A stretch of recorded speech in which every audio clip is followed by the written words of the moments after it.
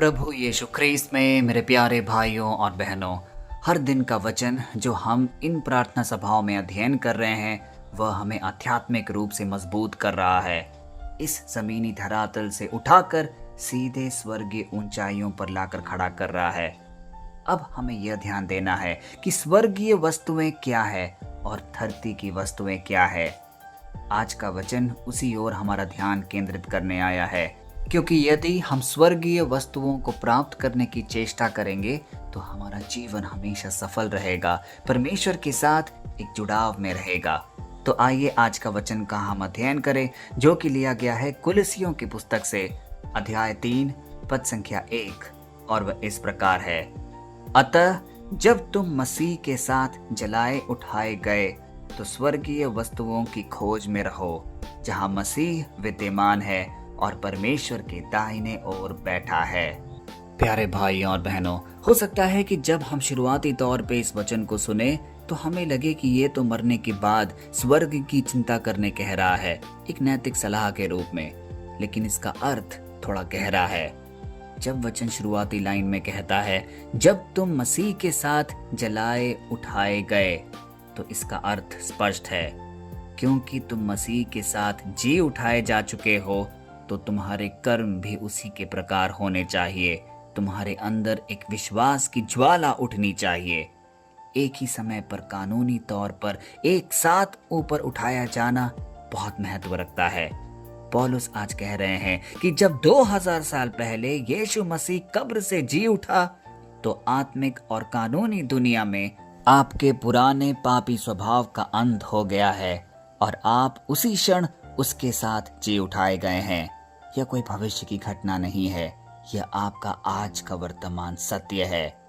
प्यारे भाई और बहनों, आज का वचन हमारे जीवन में एक अहम स्थान रखता है, क्योंकि वह हमें दर्शा रहा है कि स्वर्गीय वस्तुएं क्या है। जरा गौर फरमाइए, एक ऐसे खोज के बारे में बताया जा रहा है जो लगातार हर पल बिना थके सक्रिय रूप से जारी रहता है। यह केवल रविवार को चर्च आना या कुछ समय एक परोपकारी कार्य करने तक सीमित नहीं है, यह एक विचारधारा है। वैसे ही हमें भी अपना जीवन हर पल परमेश्वर के वचनों पर अध्ययन करते हुए बिताना है, क्योंकि उन्हीं वचनों में रखा गया है स्वर्गीय वस्तुओं की कुंजी। आज लोग अलग अलग प्रकार की व्यथाओं में पीड़ित रहते हैं।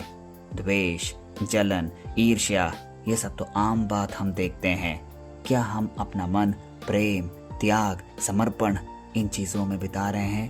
क्योंकि यही है सच्ची स्वर्गीय वस्तुएं। आगे वचन जब कहता है दाहिने ओर बैठा है, तो यह कोई आम स्थान नहीं है, वह सर्वोच्च शासन है, न्याय और अंतिम अधिकार। मसीह वहां आराम करने के लिए नहीं बैठा है, बल्कि वह ब्रह्मांड की सर्वोच्च सत्ता के सिंहासन पर बैठकर राजाओं के राजा के रूप में शासन कर रहा है। और यही वह रहस्य है जो हमें भाव विभोर करता है, हमें पाप बोध का अनुभव कराता है कि हमें अपने पाप को त्याग कर परमेश्वर के सामने खड़े होना है। इसीलिए हमें अपने अध्यात्म को, अपने जीवन को बदलना है और उसे स्वच्छ करना है। क्योंकि आप उसके साथ जी उठाए गए हैं, इसीलिए आपकी आत्मिक अप्रोच को भी हमें आज बदलना है, ताकि हम सर्वोच्च सत्ता के अधिकार से जुड़ाव महसूस कर पाएं। आज हम अमूमन आसपास क्या देखते हैं? चीजें और परिस्थितियां तेजी से बदल रही है और इसी के कारण लोग डिप्रेशन, एंजाइटी और डर का शिकार हो रहे हैं। किसी के जीवन में आर्थिक मंदी समा गई है तो कोई अपनी बीमारियों से ग्रसित है। यह वचन आज हमें सिखाने आया है कि क्योंकि आपका आत्मिक कनेक्शन स्वर्ग से है, इसीलिए आपका माइंडसेट, आपकी विचारधारा भी स्वर्गीय होनी चाहिए। जब आप नीचे की समस्याओं को स्वर्ग के दृष्टिकोण से देखना शुरू करते हैं, तभी आपका डर गायब होने लगता है, क्योंकि आप जानते हैं कि आपका राजा सिंहासन पर बैठा है और वह आपका इंतजार कर रहा है। इसीलिए हम अपने जीवन को उसके मुताबिक चलाने के लिए प्रेरित होते हैं। प्यारे भाई और बहनों, पौलुस आज कह रहे हैं कि स्वर्गीय वस्तुओं की खोज में रहो। इसका अर्थ स्पष्ट है। गुस्सा, नफरत, ईर्ष्या और चालाकी, यह सब इस संसार की वस्तुएं हैं। लेकिन प्रेम, आनंद, शांति, नम्रता, पवित्रता और ईमानदारी, यह सब स्वर्ग के मूल्य हैं। तो आज हमें कुछ पल ठहर कर यह आकलन करना है, क्या हमारे जीवन में स्वर्ग की कुंजियां व्याप्त है? क्या हम स्वर्ग की खोज में लगातार लगे हुए हैं या इस सांसारिक जीवन में फंसे हुए हैं?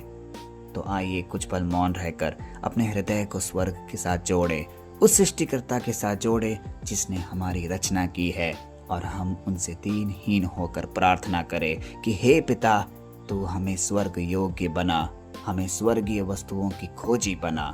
आइए ये प्रार्थना बोले। हे सर्वशक्तिमान, सनातन और राजाओं के राजा प्रभु यीशु मसीह, आज हम तेरे इस अत्यंत ऊंचे, गौरवशाली और जीवन को बदलने वाले वचन के सामने अपने सिरों को झुकाते हैं। हे प्यारे प्रभु, तेरा धन्यवाद कि तूने हमें केवल मिट्टी में रेंगने के लिए नहीं छोड़ा, बल्कि क्रूस के बलिदान और पुनरुत्थान के द्वारा हमें अपने साथ आत्मिक ऊंचाइयों पर बिठाया है। हे प्रभु, हमें क्षमा कर यदि हमारा ध्यान इस संसार की छोटी मोटी चिंताओं, लालचों और ईर्ष्याओं में भटका रहा। आज इस प्रार्थना सभा में जो कोई भी उपस्थित है, उनके मन को अपने साथ जोड़े रख। यदि उनके मन में सांसारिक समस्याएं, बीमारियां, टूटापन या किसी भी प्रकार की लोभ या लालच से वो ग्रसित है, तो आज आपके नाम से, आपके सामर्थ्य से उन्हें चंगाई मिले, हर बंधन से वे मुक्त हो जाएं। हमारे भीतर तेरे वचन के लिए एक ऐसी तड़प पैदा कर जिससे कि हम और कभी पाप ना करें, बल्कि हर समय तेरे स्वर्ग की ओर खोज में रहें। हे पिता, हम तुझ पर पूर्ण भरोसा रखते हैं और हम यह भी जानते हैं कि तू हमें कभी अकेला नहीं छोड़ेगा। हमारा जीवन इस पृथ्वी पर तेरी स्वर्गीय महिमा का गवाह बनने पाए, यही हमारी कामना है। यीशु के पवित्र, जीवित और सबसे सामर्थी नाम से ये सारे निवेदन हम मांगते हैं, आमीन। प्यारे भाइयों और बहनों, कभी आपने सोचा है जब गरुड़ आकाश की ऊंचाइयों पर उड़ता है तो नीचे जमीन पर आने वाली तूफान, समस्याएं उसका कुछ नहीं बिगाड़ सकती, क्योंकि वह तूफान से बहुत ऊपर उड़ रहा होता है।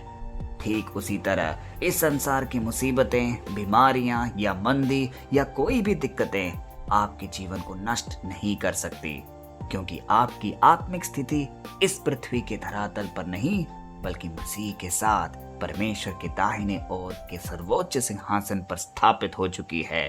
इस विश्वास के साथ हर एक पल जिए, इस आशा के साथ अपना जीवन बिताएं। पिता परमेश्वर की असीम करुणा, उसकी स्वर्गीय विजन और पवित्र आत्मा की अलौकिक सामर्थ्य आपके जीवनों में सदा बनी रहे। जय मसीह की।